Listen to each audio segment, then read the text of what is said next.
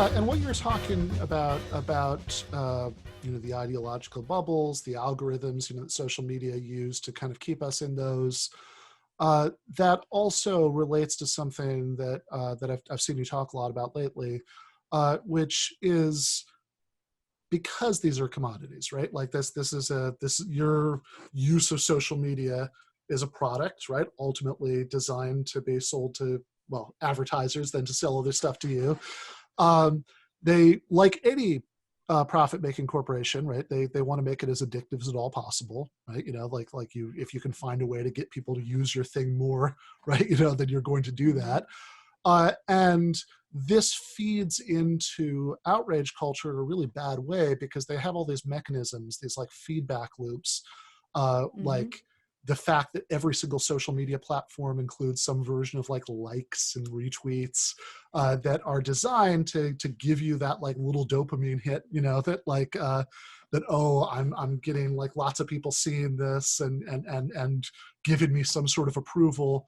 And oftentimes the things that solicit that, right, are anytime you can be like performatively outraged at someone who has, because most of us are not those miracle people, that you just referred to, who've never done anything bad or anything even that could be presented in a way that looks bad, right? Right. Which is often enough, right?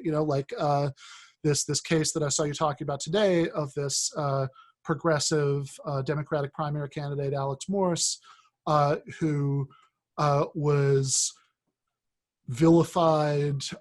Lots of people who shall remain nameless for this segment, who should know better, went along Mm-hmm. with this for essentially the sin of allegedly matching and hooking up with people who were 4 years younger than him, maybe, if that. Right. Yeah, Who it was just nonsense, like absolute nonsense. I mean, Alex Morse, he's 31 right now, and he became the mayor of Holyoke when he was 22, I believe. And so when he was on both Tinder and Grindr, he was between the ages of 25 and 30.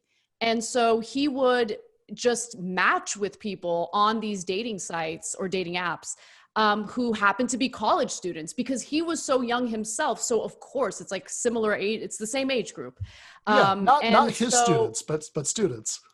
not his students exactly. And so you hear these arguments about how, well, even if they're not his students, there's a power imbalance there because he was an adjunct professor, and it's like, do you guys understand how little power, like part-time, like lectures, like it's just like they act as if it's like, oh my God, this is like some authoritarian dictator Yeah, has all this power over these. yeah, It's like, relax.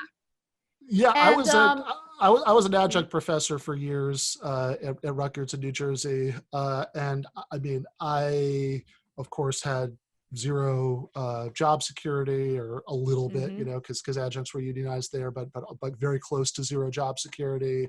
Um, Certainly no employer health insurance. Like as an adjunct, often you're getting like the crappiest like version of like what's available on the Obamacare exchanges. There are yeah. like literally, certainly at that university, right? There are like literally graduate students who are getting paid more a year than adjuncts were. The fact that somebody, like, it is to what's in your head when you hear the word professor, being an adjunct is to that what being an Uber driver is to being a taxi driver who might at least, be a member of the Teamsters and all that stuff, right? It's, I mean, like, that's just one more layer of this, right? That like this neoliberal hellscape we're in, where like most people who have some kind of teaching job are either adjuncts, or maybe they have like full-time renewable contracts, but basically no security. And so the idea that he had like tons of power, not I only know. over his own students, which was like, even that's like really not that much, right? But that he had tons of power over any random person who happened to be a college student is a little Yeah. bizarre. Liza Featherstone, who was on the show last week, who's a columnist for Jacobin, has a really good article there. It's called something like "The Left Needs to Stop Falling for Absurd Sex Panics." where she points out that if you're going to really run with this reasoning that anything that could possibly be described as a power differential makes consent impossible, oh, well, one of the standout lines from the piece is, I have bad news for these kids about heterosexuality.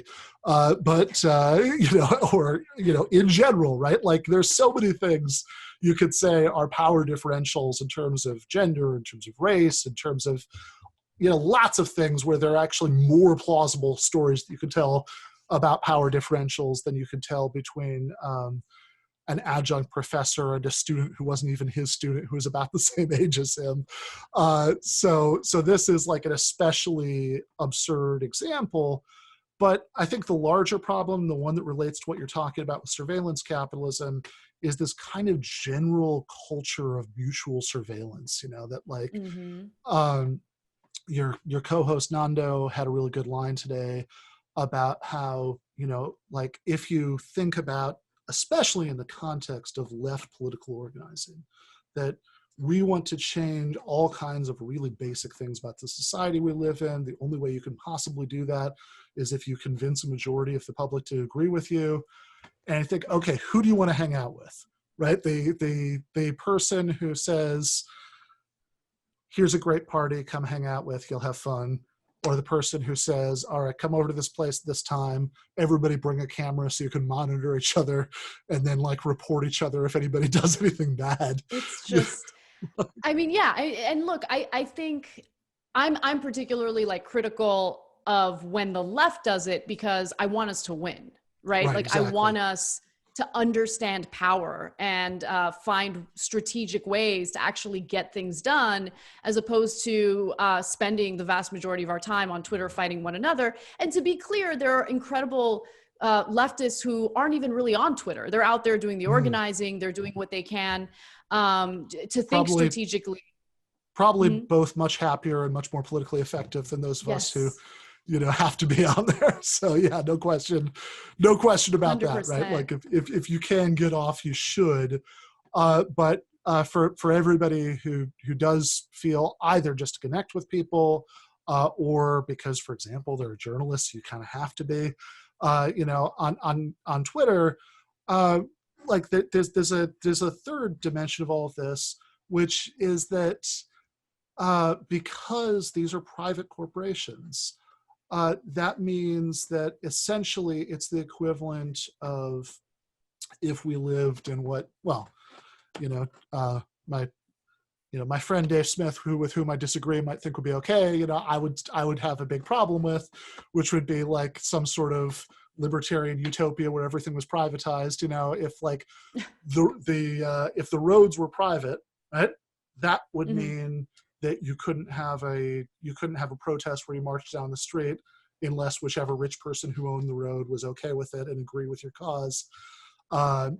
And the way that maybe it's pretty easy to see why that's a problem, it's also a problem when you have these giant profit-seeking corporations. So essentially you have this very small number of rich people who are in charge of deciding what you can say digitally. Right, on Facebook, on Twitter, on all of these, that there are, community guidelines, but those are incredibly vague and subjective.